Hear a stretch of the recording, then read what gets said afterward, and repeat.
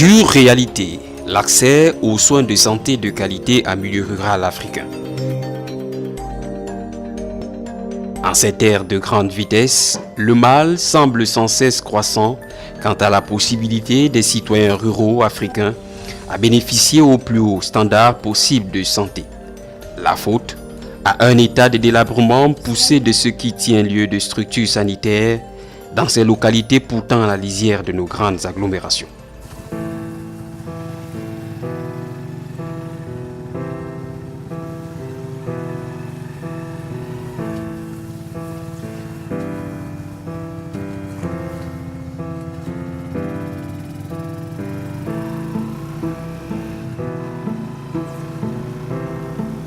Incursion dans les profondeurs de la région du Centre Cameroun, département de la Méfoua-Kono, précisément dans la localité de Vindissi. Après plusieurs heures de route, nous découvrons, juste apposé à la place centrale du village, le bâtiment qui abrite le centre de santé intégré.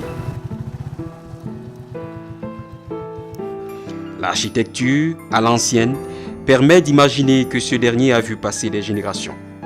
Le calme, d'avant notre arrivée, laisse place à un tohu-bohu. À l'entrée du centre de santé, nous sommes accostés par un homme, la cinquantaine avancée, au regard flegmatique et inquisiteur. Nous nous présentons et expliquons l'objet de notre présence. Notre interlocuteur n'est personne d'autre que le chef du centre intégré, M. Bidinga Amessé Richard.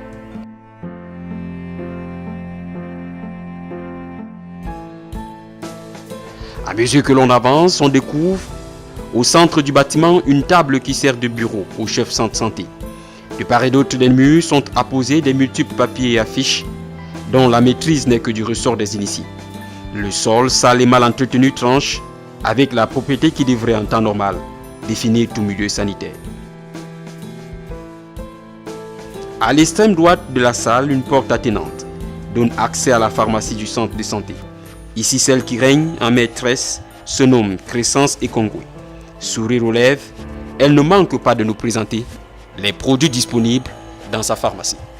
Amoxy, Nistatinodine, multivitamine, fer, sulfate de fer, métronidazole, chloroglucinol, paracétamol, ibuprofène, cloxa injectable, cloxa gélule, hydroxyde d'aluminium, ranitidine, Otri sirop, paracétamol en sirop, diclofenac en comprimé.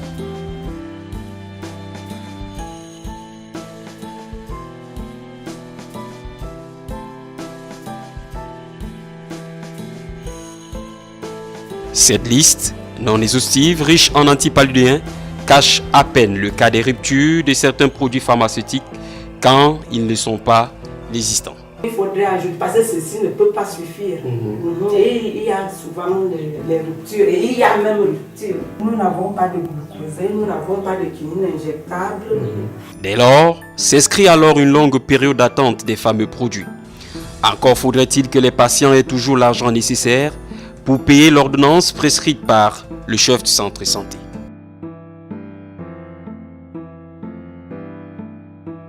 En ce jour, le centre santé de Vindissi accueille 2 malades, couchés sur des lits, eux aussi mal en point. La salle qui accueille, l'un d'entre eux est Sama Augustin, âgé de 4 ans, attire notre attention. Attenante au bureau du chef de santé, cette dernière sert aussi de laboratoire, ou du moins ce qui en tient lieu. L'état de l'essence de la salle est en adéquation parfaite avec celui du matériel. Dans un coin est disposée toujours dans la même salle la table d'accouchement. Sur cette dernière, le chef centre se veut néanmoins rassurant. J'ai demandé à madame le maire, elle m'a promis une nouvelle table d'accouchement. D'accord. Bientôt, elle viendra me la remettre. Ah non, parce que ça, c'est la table d'accouchement ici. C'est la table d'accouchement, mais elle est déjà amortie.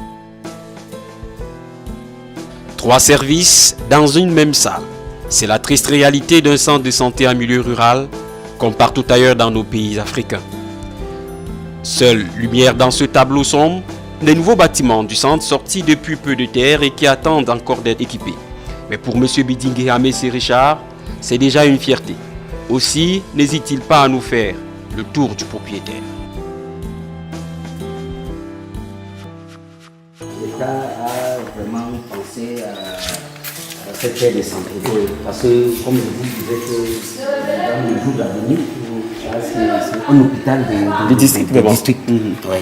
Parce que vraiment, regardez un bâtiment avec les salles d'hospitalisation, les salles de soins et la maternité. Et aussi, ce sont les salles D'hospitalisation. Dans ce bloc-ci, en fait. Tout ce bloc-ci, c'est les salles d'hospitalisation. Là-bas, c'est la maternité. L'autre, c'est l'ambassadeur, c'est la maternité. D'accord. Donc ici, ce sont les salles de service.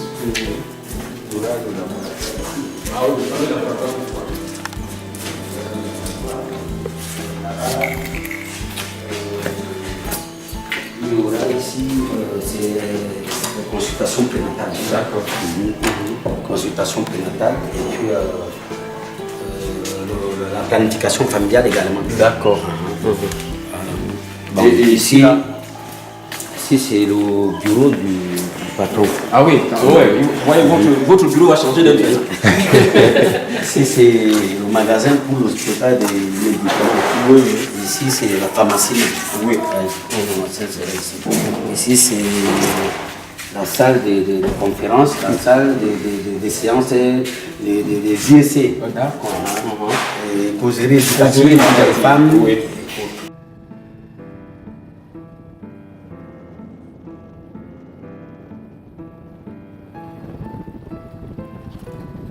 En attendant ces beaux jours, les populations des Vindissi sont contraintes de se déporter vers les villes pour espérer se faire soigner, gonflant du fait l'effectif de la population citadine, notre forme donc des ordres rurales qui témoignent à suffisance des grands torts dont sont victimes les populations vivant en milieu rural. Pourtant, le droit à la santé, paru pour la première fois dans la Constitution de l'Organisation mondiale de la santé en 1946, mentionne clairement que bénéficier du plus haut standard possible de santé constitue l'un des droits fondamentaux de tout être humain. Ce qui corrobore avec l'article 25 de la Déclaration universelle des droits de l'homme qui mentionne la santé comme faisant partie du droit à un niveau de vie et s'appliquant à tous les États. C'est dans ce sens que chaque nation a ratifié au moins un traité international sur les droits humains reconnaissant le droit à la santé. Autre localité, même département, l'arrondissement de Bikok. En ce début d'après-midi, le centre médical d'arrondissement est fermé. À son entrée principale, nous croisons une jeune femme qui dit faire partir du personnel d'appui du centre. Impossible néanmoins pour elle de répondre à nos préoccupations, le médecin-chef et la surveillante générale n'étant pas sur les lieux. Le premier serait retourné à Yaoundé où il vit, et la seconde, presque à terme, se reposerait dans son domicile. Dès lors, nous entamons les recherches à l'effet de retrouver cette dernière. Quelques indications après, nous sommes dans la résidence de Clotilde Nda, située non loin du cercle municipal de Bikok. La mine joyeuse, elle nous reçoit sans difficulté. À la question de savoir comment se porte le centre médical d'arrondissement de Bikok, sa réponse est nuancée. Le centre médical d'arrondissement de Bikok se porte passablement bien. Pourquoi passablement? Parce que tel que vous le voyez, nous sommes en plein réfectionnement. Et ce qui fait que quand ce n'est pas... Bref, le centre n'est pas encore vraiment attrayant pour que les malades puissent venir se faire consulter, étant donné qu'on a des rivalités telles que le centre confessionnel des sœurs. Sollicité par 60% de la population, le centre cependant doit faire face à un problème de manque d'effectifs. Il y a 5 personnels d'État, un médecin, 2 aides-soignants, une infirmière sage-femme et une agent technique médico-sanitaire. Nous avons fait appel à la communauté. Nous appelons personnel d'appui. Oui. Nous formons en l'État. Nous donnons un coup de main en attendant que l'État puisse penser à nous, ce qui concerne le personnel. Ce qui amène le personnel justement à gérer les situations urgentes sous la base des rendez-vous, dans l'espoir que ceci s'arrime aux dates souvent convenues. A contrario du centre de santé de Vindissi, le centre médical d'arrondissement de Bikok peut se targuer à en croire sa surveillante générale d'avoir l'équipement nécessaire pour suivre ses patients. Le centre médical est fourni en matériel. Nous avons le matériel chirurgical, de soins, laboratoire et l'équipement. Bref, on a été doté de 15 millions de francs. Toujours est-il que plusieurs problèmes demeurent, notamment celui du bâtiment. C'est délabré partout, donc c'est vraiment pas attrayant pour le moment. Ce qui fait que les lits que vous voyez stockés par exemple à ce niveau, c'est parce que nous avons besoin des salles. Il faut tout refaire. De ce fait, le médecin chef de l'hôpital d'arrondissement de Bikok a ouvert un dossier au ministère. S'il peut avoir descendre pour que les choses puissent être constatées afin de nous attribuer un budget pour le réfectionnement. Celui aussi de la disponibilité de certains médicaments. On ne les trouve pas totalement parce que nous avons des spécialités et les patients se ravitaillent dans la ville la plus proche.